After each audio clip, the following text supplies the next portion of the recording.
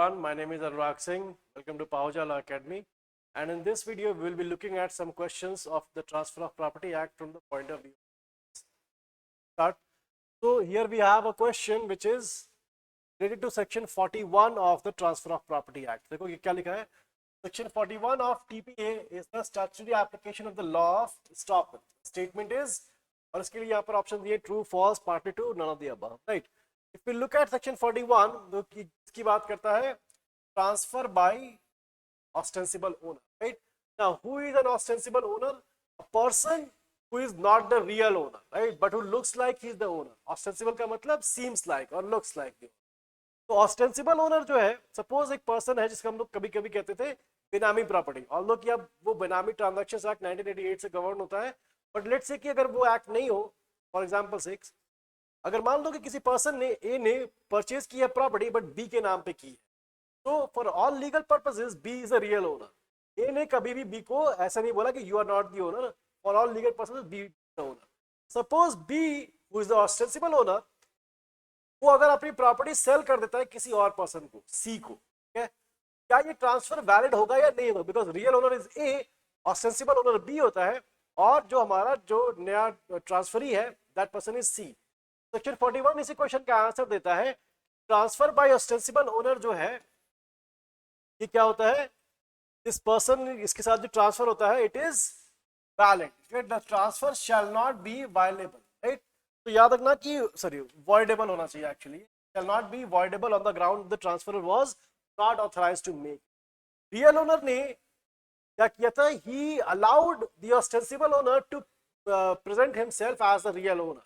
तो अगर आपने एक फैक्ट अलाउ कर दिया है, the other party has made a suggestion or made any attempts, या कोई भी एक्ट उसने किया है, वो चीज क्या करता है? एस्टॉपल क्रिएट कर देता है. तो रियल ओनर जो है बाद में इसको क्वेश्चन नहीं कर सकता. देखो क्या हुआ, रियल ओनर ने ऑस्टेंसिबल ओनर को अलाउ कर दिया कि you can pose yourself as the owner.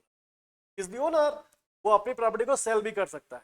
तो रियल ओनर ने ये जो काम किया, और बाद में जाकर के रियल ओनर कह रहा है कि नहीं, ये प्रॉपर्टी जो मेरी है वो उसकी नहीं है. आपने पहले ऑस्टेंसिबल ओनर को बोला कि you can be the owner, I am not the owner, और बाद में वो कह रहा है कि you are not the owner, I am the owner. ठीक है, ये चीज स्टॉपल है. स्टॉपल बेसिकली क्या कहता है? You can not blow hot and cold at the same time, you can not plead opposite things at the same time. ठीक है, तो सेक्शन 41 में अगर ये चीज यूज की जाती है, the statement is, it is the statutory application of the law of estoppel, this statement is true. क्योंकि रियल ओनर जो है उसी के ऊपर एस्टॉपल लग जाता है. चलो नेक्स्ट देखते हैं हम लोग कि section 41 of the TPA applies to voluntary transfers and has no application of, याद रखना, अपॉन कंटिंजेंट सेल और इवन अ कोर्ट सेल. याद रखना, यहाँ पर हमारा जो प्रॉपर आंसर होना चाहिए that must be contingent sale and not court sale. But in some cases even court sale भी आ जाता है, although that is very far fetched, but still यहाँ पर करेक्ट आंसर होगा contingent. Next question, under TPA section 41 there are some conditions. अब यहाँ पर हम लोग को देखना है सेक्शन 41 जो है इसके लिए कंडीशंस हमें क्या चाहिए होती है. ठीक है, देखो, the transferor is the ostensible owner. ostensible का मतलब अभी मैंने क्या बताया था? seeming, seems like owner. Okay, is by the consent expressed or implied of the real owner. There is the real owner, there is an ostensible owner, and then there's subsection. The third is the transfer is for consideration, and the transferee has acted in good faith, taking reasonable care to ascertain that the transferor had power to transfer. Okay, let's look at section 41. तो क्या लिखा है? Where with the consent express or implied of the persons interested in immovable property. ये हो गया हमारे real owner. Right? A person is the ostensible owner of such property and transfers the same for consideration. ठीक है, तो यहाँ पर कितने कंप्लीट हो गए?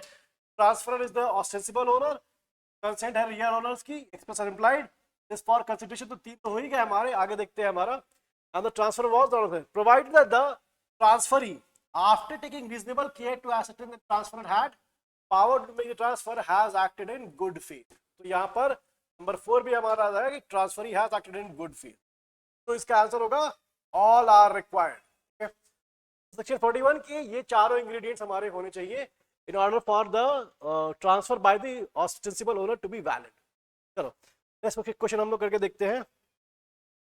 राइट, अब देखो यहाँ पर हम लोगों को कुछ क्वेश्चन हम लोग को देखने होंगे, जैसे सपोज सेक्शन 43 का है। Now section 43 deals with the topic which is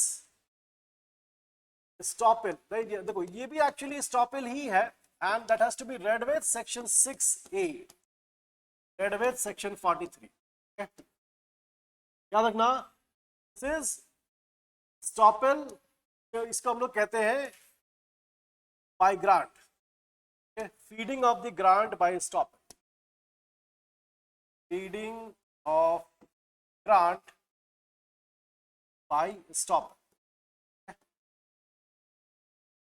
यहां पर भी सेक्शन 43 में जो फर्स्ट क्वेश्चन यहां फ्रेम किया जाता है कि इज इट, यहां पर थोड़ी देर पहले हम लोगों ने एक क्वेश्चन देखा था कि is section 41 a statutory application of the law of estoppel, तो हम लोगों ने कहा था yes, same is the case with section 43, it is also based upon the rule of estoppel. और याद रखना estoppel is a rule of evidence, ठीक है। देखो सेक्शन 43 में देखते हैं, transfer by unauthorized person who subsequently acquires interest in the property transfer.